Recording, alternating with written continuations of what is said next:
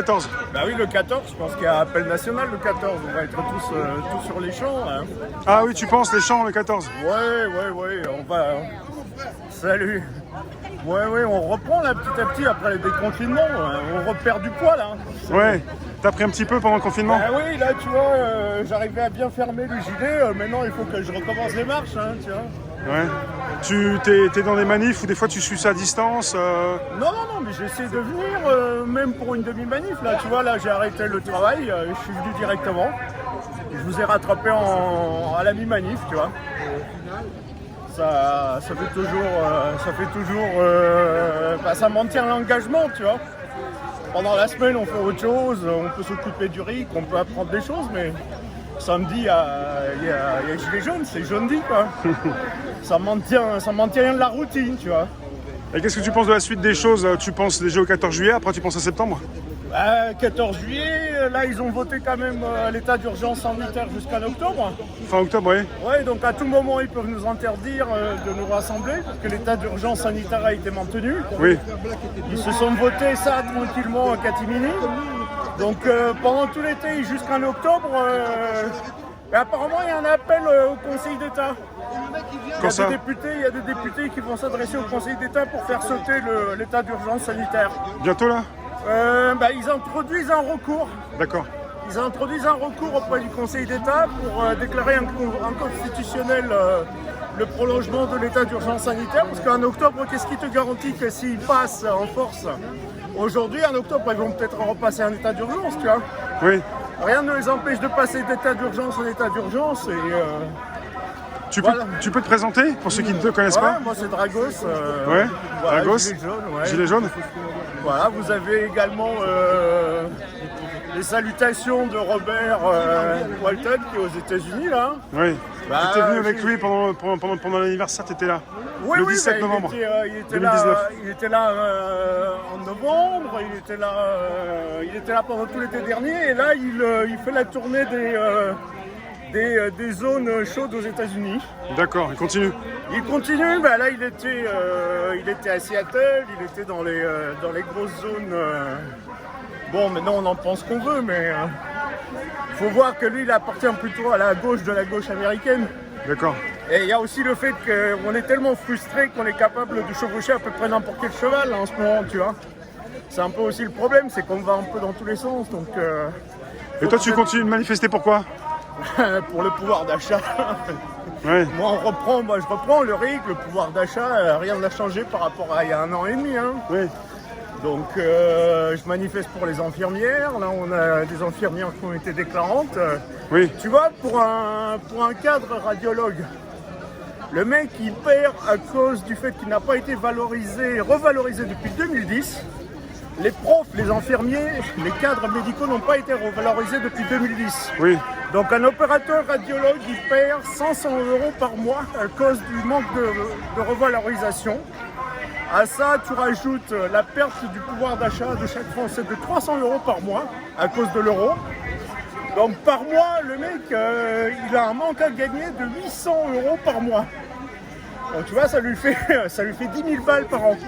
Oui. 10 000 € par an. Une infirmière, ça doit lui faire dans les 8 000 € par an de manque à gagner. Oui. C'est Sapir qui trouve que les Français ont perdu 300 € de pouvoir d'achat. Et toi, t'as perdu aussi, toi, à cause de ça? À cause de quoi? Tout le monde, chaque Français a dû céder 300 € de pouvoir d'achat. À cause de quoi? Du Covid Non, à cause de l'euro. L'euro? D'accord, l'euro. Tout simplement, avant, on aurait pu augmenter les salaires des Français, donc à cause des politiques de rigueur liées à l'euro.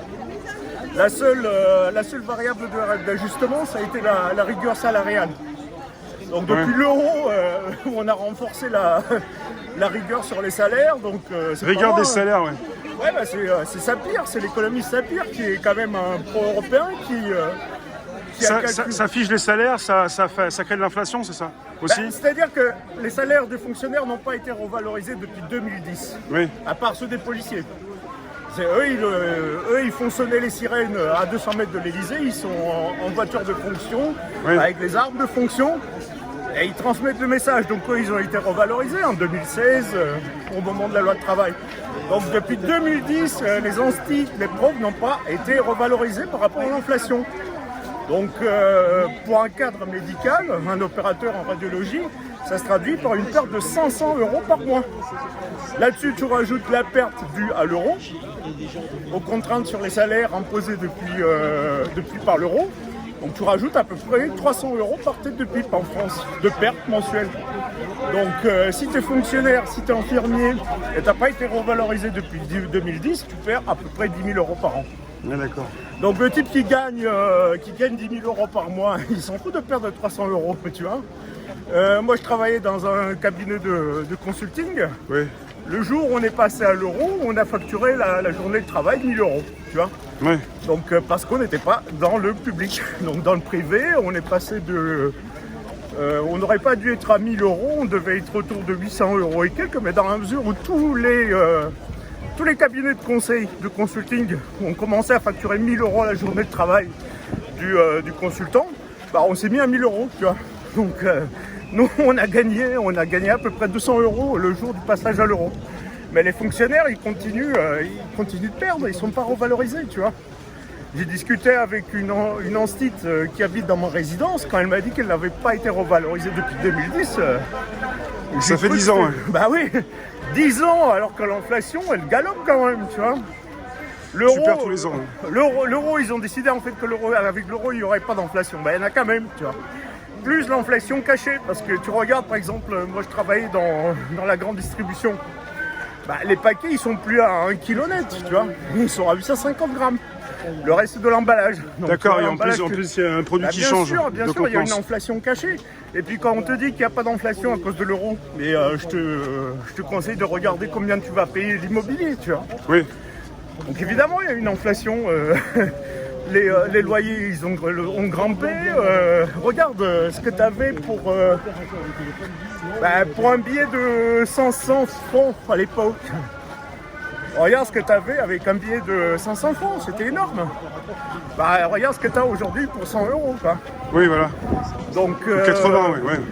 Donc, on va dire 100. Moi, j'ai une formation d'historien économiste.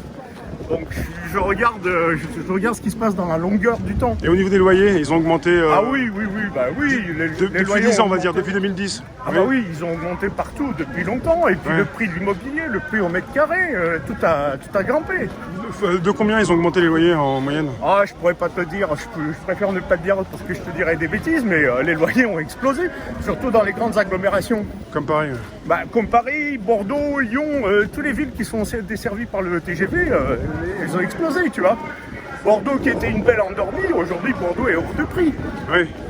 Donc toutes les grandes villes ont explosé, les loyers ont explosé, les transports explosent. On peut dire depuis 10 ans, 20 ans enfin, tu reviens à 10 ans, toi. Commençons par le passage à l'euro. Le passage à l'euro, c'est une catastrophe. Oui. Aujourd'hui, Sapir, qui est un grand économiste, il dit que sur une fiche de paye, le Français perd 300 € par mois à cause du passage à l'euro. C'est une moyenne, ok. Oui, voilà. Donc quand tu gagnes 10 000 € par mois, 300 €, tu t'en fous un peu. Oui. D'autant plus que tu t'es largement augmenté entre-temps. Ouais. En revanche, l'infirmière, la prof, l'instite, elle perd 300 €, plus à peu près 350 à 500 € parce qu'elle n'a pas été revalorisée par rapport à l'inflation depuis 2010. Et là, pour l'euro, on parle de 2000 alors? Bah oui, c'est simple, je te 20 dis. ans. Tu prends 300 € Ça fait 2 décennies, 20 ans. Pour une fiche de paye au SMIC de perdu. Donc c'est ça qui fait descendre les gilets jaunes dans la rue, tu vois. C'est les 300 € qu'ils ont perdu d'entrée de jeu quoi, à cause du passage de l'euro. La monnaie, elle a été érodée depuis le passage de l'euro. Ouais. Ensuite, la rigueur salariale, c'est la variable d'ajustement, tu vois. Pour qu'on soit compétitif dans le cadre de l'Europe, la pression, elle a tapé sur les salaires, tu vois. La variable d'ajustement, la compétitivité salariale, c'est ça. On ne revalorise pas le SMIC. Ouais. Je te remercie, Dagros. Je t'en prie.